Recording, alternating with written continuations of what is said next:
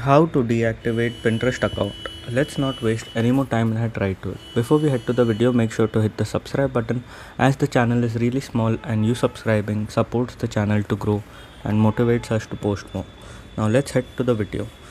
It's very quick and simple. First you open the Pinterest app.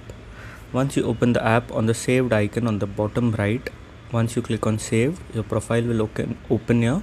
You have to click on the three dots on the top right. Once you click on that, you have to click on settings, and then you'll find multiple options here, but you have to click on account management. Once account management page opens, here you'll find an option of deactivate account. You have to click on that and it will ask you for a confirmation, which will directly come to your mail address. That link will come to your mail address that you have linked with your account with.